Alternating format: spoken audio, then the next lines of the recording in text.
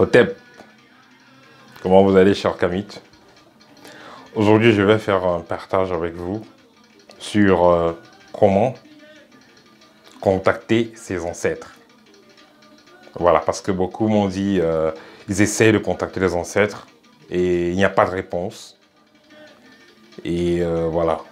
Donc je vais vous donner donc la technique, hein, la technique utilisée donc par l'école, la technique que nous utilisons, voilà, pour pouvoir contacter les ancêtres. Et tous ceux qui font partie de l'école, c'est quelque chose de très naturel pour eux. Ils peuvent, chaque fois qu'ils posent des questions, ils ont des réponses, ils communiquent constamment avec les ancêtres.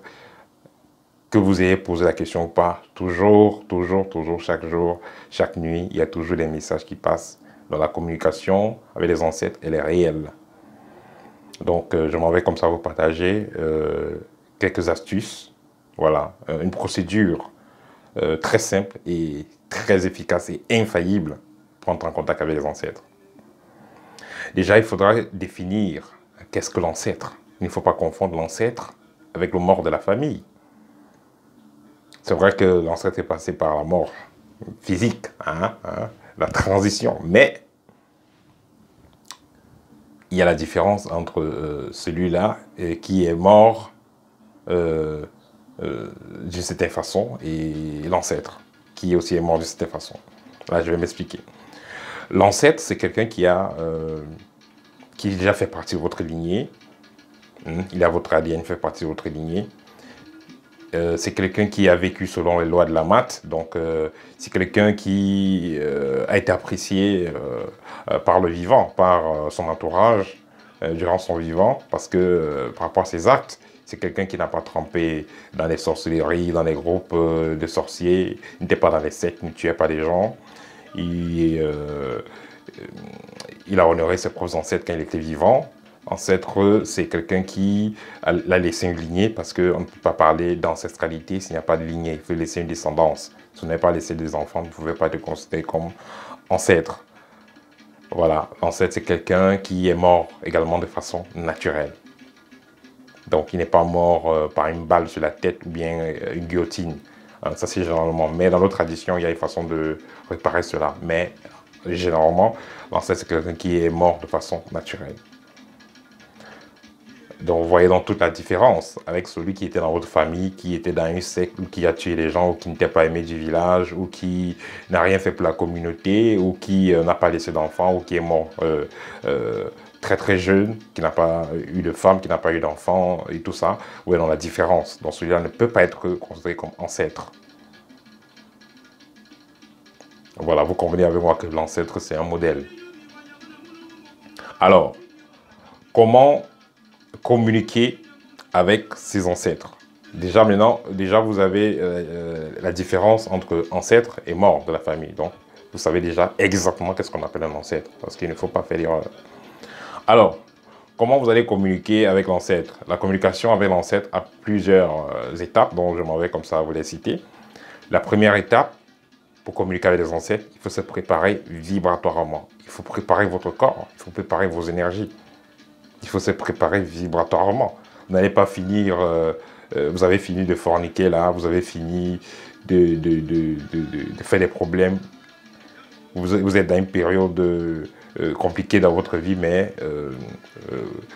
parce que vous avez cherché des problèmes, parce que vous avez fait du mal à quelqu'un, je ne sais pas trop, ou vous êtes vous-même coupable de la situation dans laquelle vous vous trouvez. Et vous n'essayez pas de faire des réparations physiquement avec les gens avec qui vous avez des problèmes et vous voulez les contacter les ancêtres. Là, le contact est compliqué. Okay? Si vous êtes membre d'une loge à caractère reptilien, vous êtes dans une secte, tout ça, et vous voulez contacter les ancêtres, c'est compliqué. Parce que vibratoirement, vous n'avez pas la vibration qu'il faut. Ça sera compliqué. Parce que, qu'est-ce qui se passe? Les ancêtres sont des fréquences vibratoires assez hautes et il faut que vous-même, vous puissiez vous accorder à ce plan vibratoire-là. Une fois que vous accordez à ce plan vibratoire-là, il y aura la communication. Elle sera bilatérale.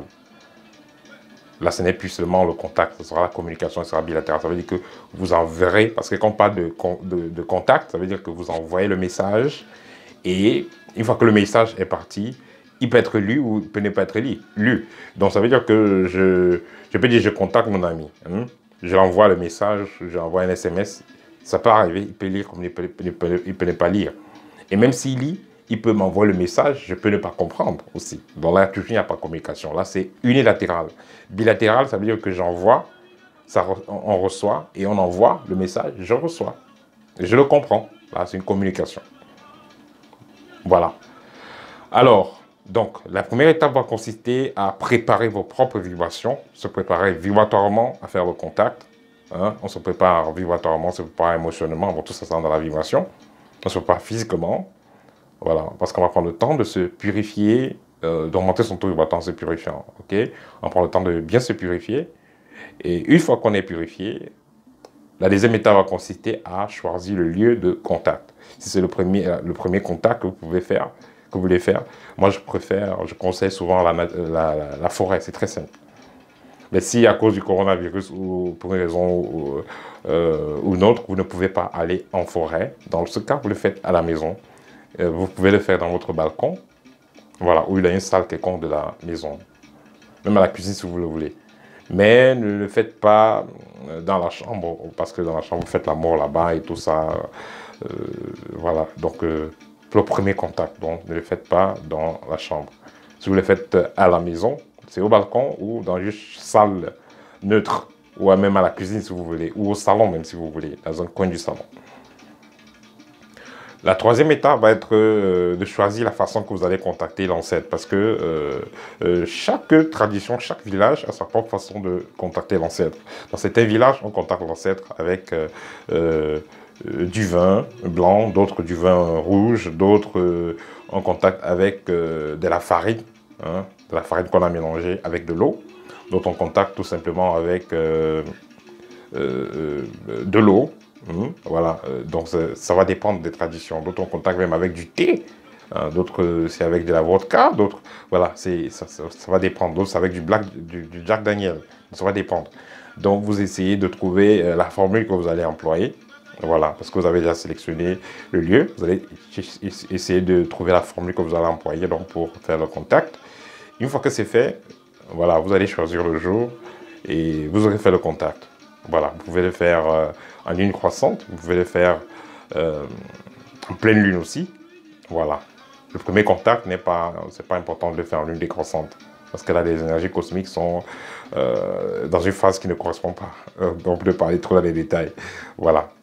C'est mieux de le faire quand la lune est en train de monter, donc, ou alors le faire en pleine lune. Il n'y a pas de problème. Voilà. Ça, c'était les différentes astuces pour pouvoir contacter et communiquer concrètement avec ses ancêtres. Parce qu'une fois que vous avez fait cela, ça va être assez facile et naturel.